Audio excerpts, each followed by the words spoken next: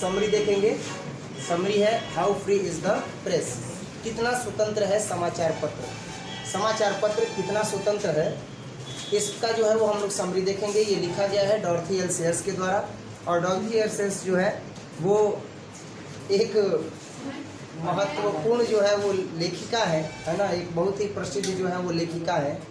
और वो इतनी प्रसिद्ध लेखिका है कि निबंध में उन्होंने जो भी निबंध लिखा है वो काफ़ी ही ज़्यादा हाईलाइट हुआ है, जिसमें से एक निबंध है उनका how free is the press. ये चैप्टर हम लोग पूरा पढ़ लिए हैं और अब जो है वो हम लोग इस चैप्टर का समरी देखेंगे। तो ये जो चैप्टर है how free is the press, इसमें इन्होंने स्पेशली जो है वो फोकस किया है किस पर, समाचार के मुख्य बिंदुओं पर, कि आखिर समाचार पत्र किन तौर तरीकों को अपनाता है, किस प्रकार से अपनी आज़ादी का गलत फ़ायदा उठाता है, किस प्रकार से आजकल जो है वो समाचार पत्र में समाचारों को स्थान दिया जाता है, मुख्य समाचार पत्र को कुछ दिन के लिए दबा दिया जाता है और एडवर्टाइजर्स के जो है वो पसंद के मुताबिक समाचार पत्रों को छाप दिया जाता है, यानी समाचार पत्र में समाचार को छाप दिया जाता है। इन सारे मुख्य बिंदुओं पर चर्चा किया है डॉर्थी एल सेयर्स ने। और ये जो चैप्टर है वो एक निबंध है, ऐसे। तो स्टार्ट करते हैं समरी। समरी का मतलब क्या होता है? समरी का मतलब होता है सारांश। और आमतौर पर हम अभी देखते क्या है कि बहुत ही छोटा छोटा सारांश, 10 लाइन 12 लाइन का सारांश हो जाता है। पहले 10 नंबर का आता था तो सारांश बड़ा, 5 नंबर का आ गया तो सारांश छोटा। ऐसा थोड़े ना होता है, ऐसा होता है। बताए थे ना एक बार रामायण के बारे में, रामायण को अगर ख़त्म करना हो सारांश में, संक्षिप्त में, तो कहेंगे कि राम थे, सीता थी, सीता का हरण हुआ, राम ने सीता का हरण हुआ, राम ने रावण को मारा क्योंकि रावण ने सीता का हरण किया था, वापस अयोध्या आ गए, रामायण खत्म। ऐसे भी हो सकता है, नहीं हो सकता है। और एक थोड़ा सा विस्तृत जो है वो बताया गया, हर एक बिंदु को बस जोड़ दिया गया कि नहीं उनका जन्म हुआ, बाल्यावस्था में कैसी कैसी लीलाएं की उन्होंने, गुरु आश्रम में उन्होंने क्या क्या किया, समझ में आ रहा है ना, ताड़का वध किया। बस एक एक लाइन जोड़ते जाएंगे, मुख्य बिंदुओं को जोड़ते जाएंगे तो वो एक बिंदु जो है वो जुड़ते जुड़ते जुड़ते जुड़ते बड़ा बन जाएगा। समझ में आ रहा है ना। तो उसी तरीके से अभी भी हम जोड़ते चले आ रहे हैं। छोटा जो है वो समरी हम नहीं लिखते हैं। सारांश का मतलब सारांश तो 1/4 लिखना ही है। सारांश का मतलब क्या हुआ? 1/4। समझ में आ रहा है ना। अगर 100 शब्द है तो 25 शब्द में सारांश लिखना है। तो वही चैप्टर आपने देखा कितना बड़ा था, उसके 1/4 में कोशिश की है लिखने का। अगर कोई इससे भी छोटा लिखे तो घबराने की जरूरत नहीं है। इसको याद कर लोगे तो अपने आप छोटा बन जाएगा। जितना याद होगा उतना लाइन बाई लाइन लिखना। देखते हैं। How free is the press is a remarkable essay. How free is the press is a remarkable essay. How free is the press, कितना स्वतंत्र है समाचार पत्र। एक महत्वपूर्ण निबंध है, एक चिन्हित और विस्मरणीय जो है वह निबंध है, रिटन बाय डॉर्थी एल सेयर्स, जो लिखा गया है डॉर्थी एल सेयर्स के द्वारा। ये किसके द्वारा लिखा गया है? डॉर्थी एल सेयर्स जी के द्वारा ये लिखा गया है। She is one of the greatest essayist of the world. वह दुनिया के महानतम निबंधकारों में से एक थी। She is one of the, she is one of the का मतलब क्या हो गया कि वह एक थी, वह केवल और केवल एक थी महानतम निबंधकारों में से, इस दुनिया के महानतम निबंधकारों में से वह एक थी। इन दिस एसे, और इस एसे में, इस निबंध में, सी राइट्स, वह लिखती है, विथ क्लियरिटी ऑफ थॉट्स, विचारों की स्पष्टता से। वह विचारों में कोई भाव भंगिमा नहीं रखती, वह विचारों में कोई भेदभाव नहीं करती है, एकदम स्पष्ट लिखती है, वो अच्छा लगे या बेकार लगे। और सच तो अक्सर कड़वा होता है, तो ये उसकी परवाह नहीं करती हैं, बल्कि यह she writes with clarity of thoughts, बल्कि यह लिखा करती हैं एकदम स्पष्ट विचारों से, स्वच्छंद विचारों से। To make a story, to make a strong case, एक मजबूत मामला बनाते हुए, एक स्ट्रॉन्ग केस बनाते हुए, against misreporting of the press, समाचार पत्र के गलत तौर तरीकों से रिपोर्टिंग करने पर, समाचार पत्र के गलत तौर तरीकों से मिस रिपोर्टिंग करने पर यह एक स्ट्रॉन्ग केस बनाते हुए, एक मजबूत मामला बनाते हुए समाचार पत्र के विरुद्ध जो है वह एकदम स्वच्छंद होकर के लिखती हैं, स्वतंत्र होकर के लिखती हैं। और against the misuse of the freedom of the press, या आज़ादी, समाचार पत्र की आज़ादी का गलत उपयोग होने पर यह उसके विरुद्ध जो है वह एक स्ट्रॉन्ग केस बनाते हुए, एक मजबूत मामला बनाते हुए अपने विचारों की स्वच्छंदता के साथ क्या करती है? लिखने का काम करती है, यानी विचारों में कोई भेदभाव नहीं करती। और आजकल के लोग क्या करते हैं? विचारों में भेदभाव करते हैं। मान लो विचारों में भेदभाव का मतलब क्या होगा? एक जेन्युइन सा एग्जाम्पल देते हैं। विचारों में भेदभाव बहुत ही सिंपल है। मान लो कि अगर कोई व्यक्ति है, और someone has text you, simple से चीज़, अगर किसी ने आपको टेक्स्ट किया and you have no interest in that, और आपको अगर उस चीज़ में इंटरेस्ट नहीं है तो आप क्या करोगे? आपका फर्स्ट स्टेप क्या होना चाहिए? ब्लॉक दिस नंबर, है कि नहीं? एक बार पूछा इंट्रोडक्शन दीजिए, इंट्रोडक्शन नहीं मिला तो सीधा क्या कर देंगे? ब्लॉक कर देंगे। हम तो यही करते हैं, सीधा इंट्रोडक्शन पूछते हैं, इंट्रोडक्शन मिला तो सही, और इंट्रोडक्शन नहीं मिला तो क्या कर देंगे? ब्लॉक कर देंगे। फिर कॉल आएगा, भाव बढ़ गई बकाता हार, ब्लॉक मार दिला। हम बोलते हैं तो तू काहे ना बताओ कि तू गिरा लगा। समझ में आ रहा है ना? एक एक स्टेप सोच समझ करके रखना है। ये लाइफ है, और लाइफ में कब कहाँ पर कौन सी एक गलती आपकी कहाँ लेकर के चली जाएगी कोई नहीं जानता है। समझ में आ रहा है ना? पता चला कि मैसेज आया और आएगा कि आप 10 लाख रुपया जीत गए हैं, इसको क्या कीजिए? क्लिक कीजिए। अब क्लिक कीजिए तो जैसे ही क्लिक किए तो आपका वो क्लिक करना ही जो है वो आपके अकाउंट को खाली कर देगा, जिंदगी भर की कमाई चली गई। सिंपल सा रास्ता क्या है? ब्लॉक, सीधा ब्लॉक कर दो। अननोन नंबर जो भी आता है उसको क्या कर दो? ब्लॉक कर दो। अब उसमें विचारों में परिशुद्धता है तो आप उसको ब्लॉक कर दो, और जहाँ अगर आप ज़्यादा पीछे पड़े उसके तो अब क्या होगा? कौन है, क्या है, अब वो बात बढ़ाएगा उधर से या बात बढ़ाएगी उधर से, तो ऐसे सिचुएशन में विचारों में परिशुद्धता नहीं। समझ में आया? हमको कोई इंटरेस्ट ही नहीं है, आप कौन है, भाड़ में जाए, है कि नहीं? सिंपल सी चीज़ है भाई, आप भाड़ में जाए। हमको जो है वो फोकस करना अपनी स्टडी पर, हमको फोकस करना अपनी पढ़ाई पर। समझ में आ रहा है ना? तो इस तरह का व्यवहार जो है वो क्या है? वो विचारों में परिशुद्धता नहीं दर्शा रहा है, लेकिन अगर आप ब्लॉक कर देते हैं तो विचारों में परिशुद्धता दर्शा रहा है।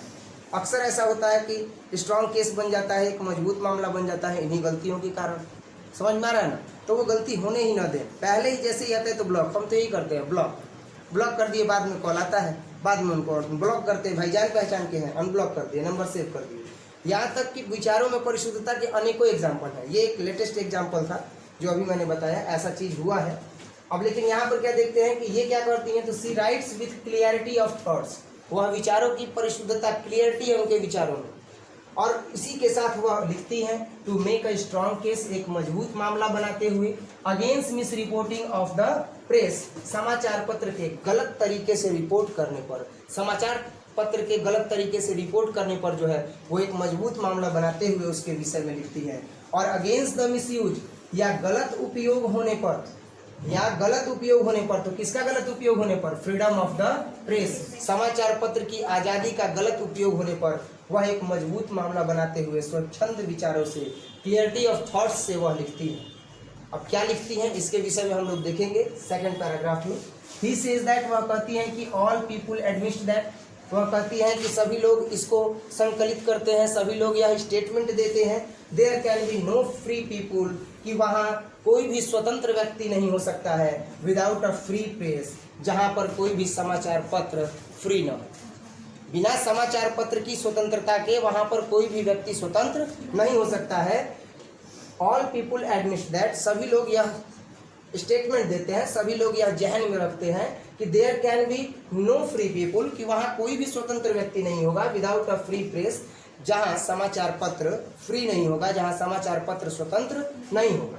इन टाइम ऑफ वॉर, लेकिन अब इनका मानना है, और ये ग्रेट विजन है जो यहाँ पर संकलित किया गया है, सम्मिलित किया गया है, कि टाइम ऑफ वॉर के समय जो है वो फ्रीडम ऑफ प्रेस को क्या कर देना चाहिए? रिस्ट्रिक्ट कर देना चाहिए। ये फ्रीडम ऑफ प्रेस ही था जो विक्रम बत्रा जी जब युद्ध लड़ रहे थे, और उस समय जो है वो समाचार पत्र जा करके और उनका लाइव टेलीकास्ट करता था, और वो लाइव टेलीकास्ट जो है वो पाकिस्तान के सोल्जर्स भी देखते थे।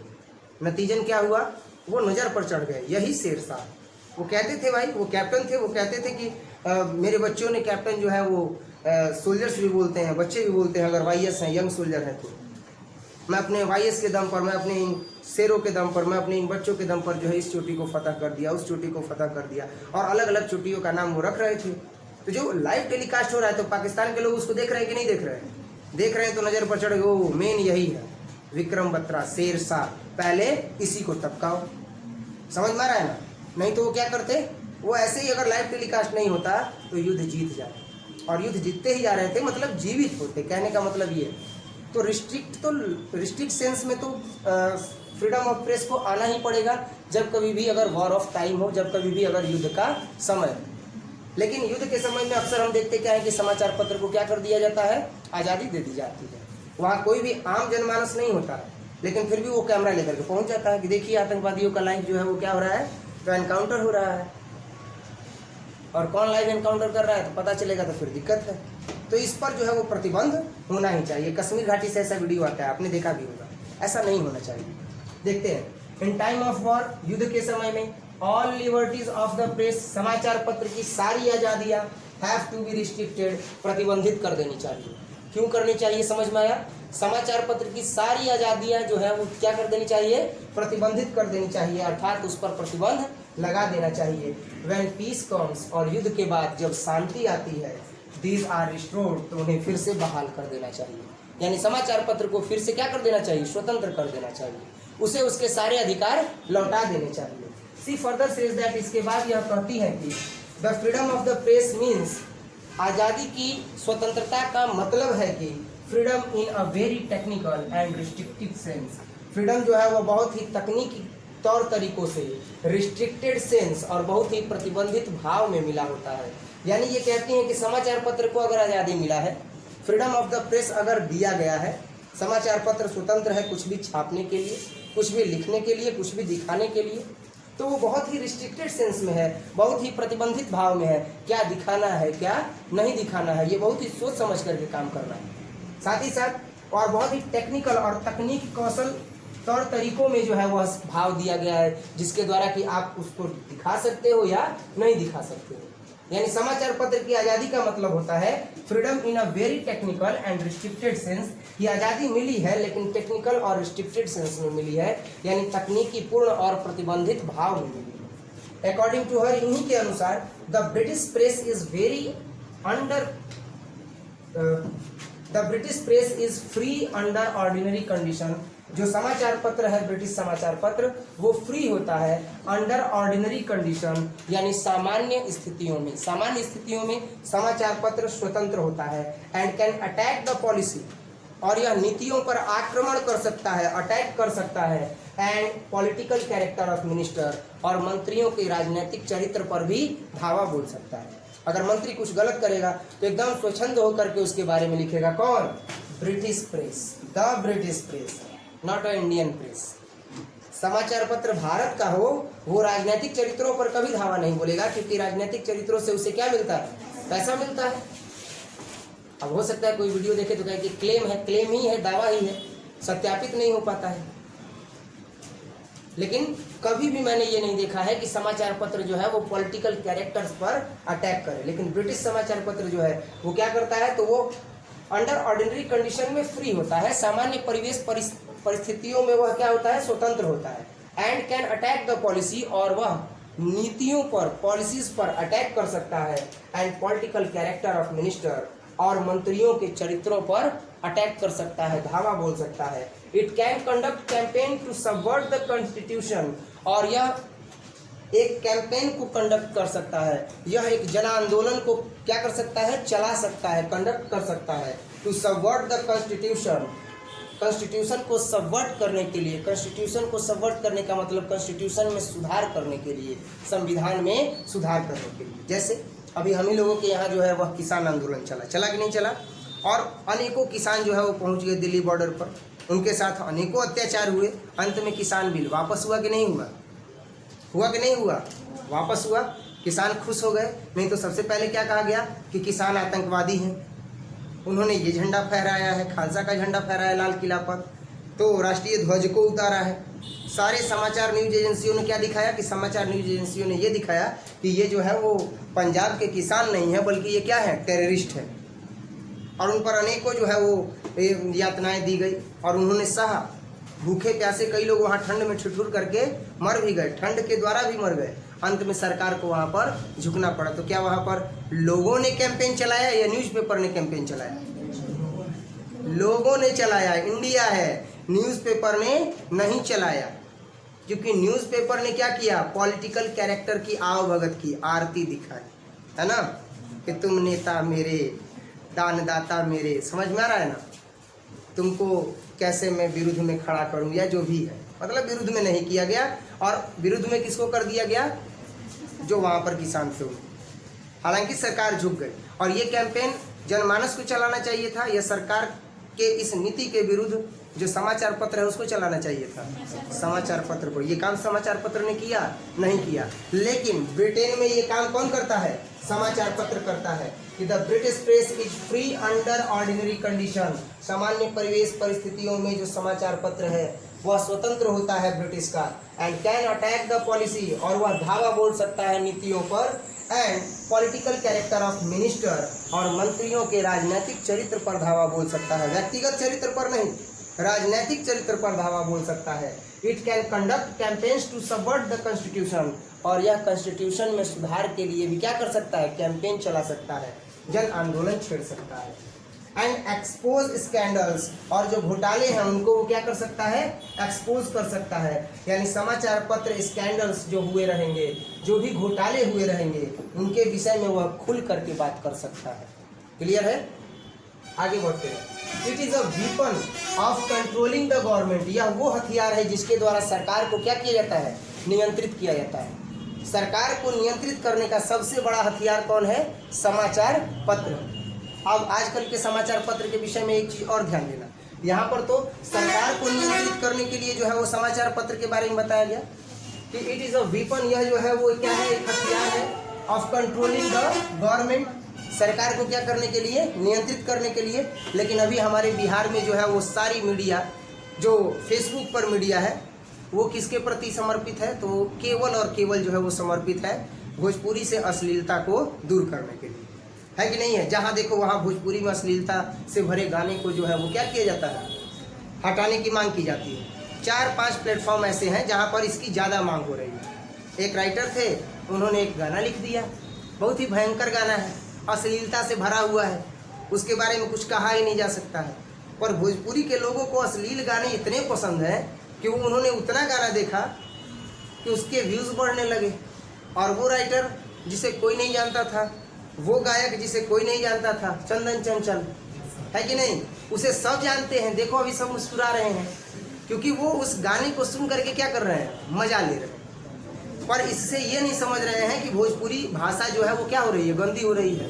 तो कुमार अभिनव हुए, मनीष कश्यप हुए, और भी 2-3 जो न्यूज़पेपर वाले हैं, न्यूज़ चैनल वाले हैं, उन लोगों ने जो है वो कैंपेन चलाया उसके विरुद्ध। और जो लेखक है उससे पूछा कि आप इसी मातृभूमि में जन्मे हैं, इसी मातृभूमि का खाए हैं, इसी में पले बढ़े हैं, और इस मातृभाषा को, जो हमारी भोजपुरी है, जो हमारी क्षेत्रीय मातृभाषा है, इसको आप गंदा करने का काम कर रहे हैं।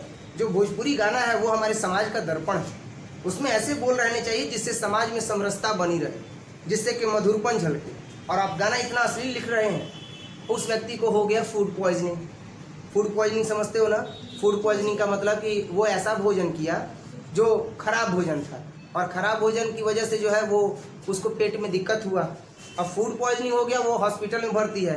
अब जो सिंगर लोग हैं वो उसके साथ हो गए, उस राइटर के साथ, कि समाचार पत्र वालों ने इतना प्रेशर दिया उस पर कि वो क्या खा लिया? जहर खा लिया। और वो जहर नहीं खाया, वो क्या खाया? फूड पॉइजनिंग है वो। तो समाचार पत्र तो कंट्रोल सरकार को कर सकता है, तो भोजपुरी गानों में फैली हुई अश्लीलता को क्यों नहीं कर सकता है? प्रश्न पूछना उसका अधिकार है। उसने कौन सा खराब प्रश्न किया? अगर उसने टॉर्चर, आप कह रहे हो कि उसने टॉर्चर किया, वो उसके सवाल पूछने का तरीका है, और वह पत्रकार जो सवाल एकदम कटाक्ष करके पूछता है वही सच्चा पत्रकार होता है। समझ में आया? हाँ, मनीष कश्यप है, कुमार अभिनव है, एकदम डंके की चोट पर प्रश्न पूछते हैं। तो अब जो है वो सब लोग मिल करके और इन्हीं लोगों को बाइकआउट करने की बात कर रहे हैं। तो आप सोच सकते हो कि समाचार पत्र में जो अच्छे लोग हैं, जो समाचार पत्र को अच्छे तरीके से लेकर के चलने वाले लोग हैं, जो अच्छे तरीके से समाचार को लाने वाले लोग हैं, उन लोगों के मार्ग में भी अवरोध उत्पन्न किया जा रहा है। तो ऐसे लोगों की सपोर्ट करने की जरूरत होती है, क्योंकि समाज में परिवर्तन यही लोग ला सकते हैं, अन्य कोई भी व्यक्ति नहीं ला सकता है। तो यहाँ पर तो हमने देखा कि समाचार पत्र जो है वो किसको कंट्रोल करता है? तो समाचार पत्र कंट्रोल कर सकता है सरकार को। It is a weapon of conducting the government, यह वह हथियार है जिसके द्वारा, समाचार पत्र के द्वारा जो है वह, जिसके द्वारा क्या कर सकते हैं? तो गवर्नमेंट को भी कंट्रोल कर सकते हैं, सरकार को भी नियंत्रण में ला सकते हैं। इन स्पाइट ऑफ गुडनेस, इसकी अच्छाई के अलावे भी the freedom of the press में भी इनकंसिस्टेंस इन पब्लिक पॉलिसी, जो फ्रीडम ऑफ प्रेस है वह लोगों की जननीति पर भी जो है वह रुचि दिखाता है, वह लोगों की जननीतियों के विषय में भी सोचता है। The editorial policy of a newspaper, समाचार पत्र की जो संपादकीय नीति होती है, is controlled by the interest, वह रुचि के आधार पर नियंत्रित की जाती है, ऑफ द एडवर्टाइजर्स, अपने किसके द्वारा, विज्ञापन दाताओं के द्वारा। विज्ञापन दाताओं की रुचि के आधार पर जो एडिटोरियल पॉलिसी होती है उसे कंट्रोल किया जाता है, उसे नियंत्रित किया जाता है। And the ambitions of its proprietor, और इसके प्रोप्राइटर्स के इच्छाओं और आकांक्षाओं के आधार पर भी इसकी एडिटोरियल पॉलिसी को कंट्रोल किया जाता है, अर्थात नियंत्रण में किया जाता है, नियंत्रण में लाया जाता है। नेक्स्ट पैराग्राफ देखेंगे। इन दिस एसे, इस निबंध में she illustrate with quite tribal examples drawn from her experience, इस निबंध में वह बड़ी ही शांतिपूर्ण तरीके से उदाहरण देते हुए कुछ चीज़ों को प्रस्तुत करती हैं अपने अनुभव के आधार पर। सेंसेशनल हेडलाइंस, समाचार पत्र किसका उपयोग करता है, सेंसेशनल हेडलाइन का उपयोग करता है। गार्बलिंग, बहसबाजी का जो है वो उपयोग करता है समाचार पत्र, खूब बहसबाजी होती है। इन एक्यूरेट रिपोर्टिंग ऑफ फैक्ट्स, तथ्यों को गलत तरीके से जो है वो रिपोर्ट कर दिया जाता है।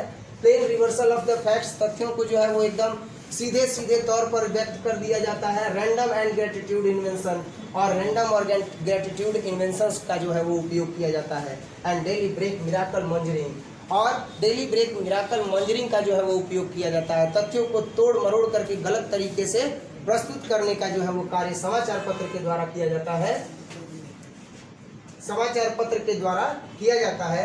और यही जो है वो 6 फॉर्म है मिस रिप्रेजेंटेशन फॉर फैक्ट्स, जो तथ्यों को गलत तरीके से मिस रिप्रेजेंट करते हैं, जो तथ्यों को गलत तरीके से लोगों के सामने प्रस्तुत करते हैं। एंड ओपिनियंस, और विचारों को भी वह गलत तरीके से प्रस्तुत करते हैं। यही 6 प्रकार हैं। वो 6 प्रकार कौन से हैं, तो वो 6 प्रकार हैं। Sensational headlines, garbling, inaccurate reporting of facts, plain reversal of the facts, random and gratitude invention, and daily break miracle mongering are 6 form of misrepresentation for facts and opinions। ये 6 वह कारक हैं जो मिसरिप्रेजेंटेशन करते हैं, गलत तरीके से जो है वो विचारों को और तथ्यों को प्रस्तुत करते हैं जनमानस के सामने। The first 2 are most dangerous, और इसमें जो 2 है वो तो सबसे अधिक खतरनाक है। और वो 2 सबसे अधिक खतरनाक क्या है, sensational headlines and garbling. Sensational headline और गार्बलिंग इतना अधिक खतरनाक है कि पूछिए मत। ये 2 जो है वो सेंसेशनल हेडलाइन और गार्बलिंग समाचार पत्र की सबसे बड़ी विशेषता है कि तथ्यों को गलत तरीके से प्रस्तुत करने के लिए इसी का उपयोग करता है। तो यही यहाँ पर बताया गया है कि misreported for facts and opinions, the first 2 are most dangerous because, क्योंकि ऐसा इसलिए कहा गया कि ये दोनों डेंजरस है, because there is no remedy against them, क्योंकि आप इनके विरुद्ध कुछ कर भी नहीं सकते हो। वो बहसबाजी करता रहेगा और आप उसके विरुद्ध कुछ नहीं कर सकते हो। समाचार पत्र गलत जो है वो सेंसेशनल हेडलाइन दे देगा और बाद में पढ़ोगे तो उसमें अच्छा न्यूज़ निकलेगा, लेकिन सेंसेशनल हेडलाइन के थ्रू जो है वो आपको लगेगा कि इसमें कुछ गलत है। और जो लोग समाचार पत्र के केवल हेडलाइन पढ़ करके और आगे निकल जाते हैं, उनके दिमाग में गलत अवधारणा, तो आप उसके लिए क्या कर सकते हो, कुछ नहीं कर सकते। Decent journalist do not like the present state of affairs, जो डिसेंट जर्नलिस्ट होते हैं वो आमतौर पर जो अभी वर्तमान में चल रहे मामले होते हैं उसको पसंद नहीं करते हैं। Not do the more responsible editors, और ना ही जो है वो रिस्पॉन्सिबल एडिटर्स जो है उसको ज़्यादा पसंद करते हैं। But it is true that, लेकिन यह सत्य है कि नंबर्स ऑफ एडिटर्स या number of editors and journalist, जो एक संख्या है संपादकों की और पत्रकारों की, who maintain a high standard of duty, balance and reputation, जिन्होंने अपने कर्तव्य का, जिन्होंने अपने संतुलन का और जिन्होंने अपनी इज्जत का जो है वो एक स्टैंडर्ड बनाया हुआ है, यानी सच्ची पत्रकारिता करते हुए वो आगे बढ़ रहे हैं। In the face of pressure grows less day by day, लेकिन ऐसे लोगों के फेस पर भी प्रेशर अब साफ झलक रहा है और वो दिन पर दिन क्या होते जा रहे हैं, लेस होते जा रहे हैं, कम होते जा रहे हैं। यानी ऐसे समाचार पत्र को पत्रकारिता का स्वरूप देने वाले पत्रकार जो एकदम स्वच्छंदता से अपने विचारों को रखते हैं, जो अपने कर्तव्य को, अपने नियंत्रण को और अपनी इज्जत को बरकरार रखते हैं, सही तथ्यों का जो है वह प्रश्न पूछते हैं, सही तथ्यों को सामने लाते हैं, लेकिन उन पर भी जो है वो प्रेशर पड़ रहा है। और वो इतना प्रेशर पड़ रहा है कि उनकी संख्या भी दिन पर दिन क्या हो रही है, कम हो रही है। इसीलिए मैंने कहा था कि अब ऐसे लोगों को सपोर्ट करने की ज़रूरत है, क्योंकि कुछ लोग उनको क्या कर रहे हैं, बाइकआउट कर रहे हैं। और वो सही प्रश्न पूछते थे कि भोजपुरी से अश्लीलता कब हटेगी, आपने अश्लील गाना क्यों लिखा। समझ में आ रहा है ना। तो ऐसे लोगों की संख्या जो है वो धीरे धीरे कम हो रही है। The helplessness of the readers in a measure of the freedom of the press.